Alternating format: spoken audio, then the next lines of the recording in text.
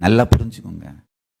இதெல்லாம் பொய் கேஸ்ன்னு நிரூபிச்சுட்டு நான் நிரபராதின்னு வெளியில வருவேன் அவங்களுக்கும் தெரியும். ஆனா அதுக்குள்ள என் வாழ்க்கை முடிஞ்சு போயிருமில்ல. என்னுடைய active period of the life youth தானே. அந்த யூத்ல நான் ஆக்டிவா இருக்கக்கூடாது, அவ்வளவுதான் அவங்களுடைய விருப்பம். இந்த திராவிஷ ஊடகங்களுக்கும் கும்பலுக்கும் என்னவோ அவங்க நான் ஒழுக்கம் இல்லாதவன் மாதிரியும் என் மேல தாக்குதல் நடத்துறது மூலமா இந்து மதத்தை தூய்மை பண்ற மாதிரியும் காட்டுறாங்க. அதெல்லாம் பைத்தியக்காரத்தனங்க, லூசுத்தனம். அவங்களுக்கு ஒன்றும் நான் நைட்ல என்ன பண்றேன்னு கவலையே கிடையாது, பிரச்சனையே கிடையாது. நான் பகல்ல எப்ப பார்த்தாலும் இந்து மதத்துக்கு உழைச்சிட்டு இருக்கிறேன்றதான் அவங்களுக்கு பிரச்சனையே. நான் பல என்ன பண்றேன் அப்படிங்கறதாங்க அவங்களுக்கு பிரச்சனை. நைட்ல நான் என்ன பண்றேனோ அதை பத்திலாம் அவங்களுக்கு கவலை கிடையாது. அவங்க ஒன்னும் என்ன அட்டாக் பண்றது மூலமா இந்து மதத்தை தூய்மைப்படுத்துகின்ற பெரும் சமூக சேவையெல்லாம் செய்யல. நான் ஓவரா ஆக்டிவா இந்து மதத்துக்கு ஒர்க் பண்றேன். ஹிந்து சென்ட்ரிக்கான ஒரு பெரிய ஈகோ சிஸ்டத்தை, திராவிஷ ஈகோ சிஸ்டத்துக்கு காம்படிஷனா அதை நியூட்ரலைஸ் பண்றதுக்கு ஹிந்து ஈகோ சிஸ்டம் ஒரு ஸ்ட்ராங்கான ஈகோ சிஸ்டத்தை கடும் உழைப்பினால பில்டு பண்ணிக்கிட்டே வரேன்னு புரிஞ்சுக்கிட்டேன். என்ன இந்துக்கள் நான் செய்யற வேலையை புரிஞ்சுக்கிறதுக்கு முன்னாடி இந்து விரோதிகள் புரிஞ்சுக்கிட்டாங்க. இந்துக்கள் என்ன சப்போர்ட் பண்ண ஆரம்பிக்கிறதுக்குள்ள இந்து விரோதிகள் தாக்க ஆரம்பிச்சிட்டாங்க. அதுதான் உண்மை, நடந்த உண்மை. இதுதான் நேர்மையான ஸ்ட்ரெயிட்டான உண்மை. சொல்ல வேண்டியதை சொல்லிவிட்டேன், சொல்லிக்கொண்டே இருப்பேன்.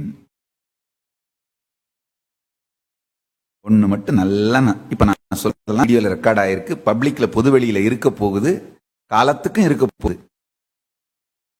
இன்று தமிழக இந்துக்களே நீங்கள் விழித்துக் கொள்ளவில்லை என்றால் உங்களையும் உங்கள் கலாச்சாரத்தையும் ஆதீனங்களையும் மடங்களையும் சிவாச்சாரியார்களையும் இந்து மதத்திற்காக சிந்திக்கின்ற அரசியல் தலைவர்களையும் சமூக தலைவர்களையும் பாதுகாத்துக் கொள்ளாவிட்டால்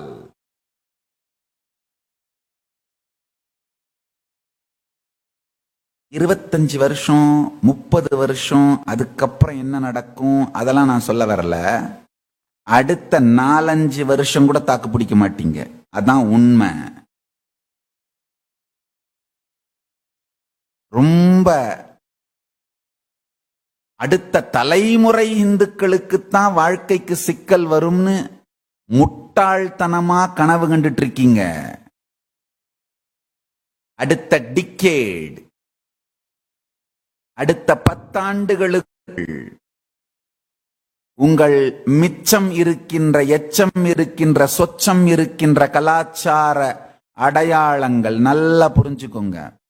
நம்ம கடந்த காலத்தினுடைய, நம் முன்னோர்களுடைய சாதனை பெருமை, அந்த சாதனை பெருமை வாழ்க்கை முறைக்கு அவங்களுக்கு காரணமாயிருந்த உந்து சக்தி இந்து மதம்.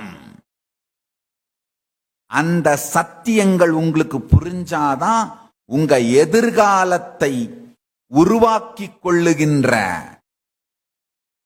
அமைத்துக் கொள்ளுகின்ற தெளிவும் துணிவும் தைரியமும் உங்களுக்கு வரும்.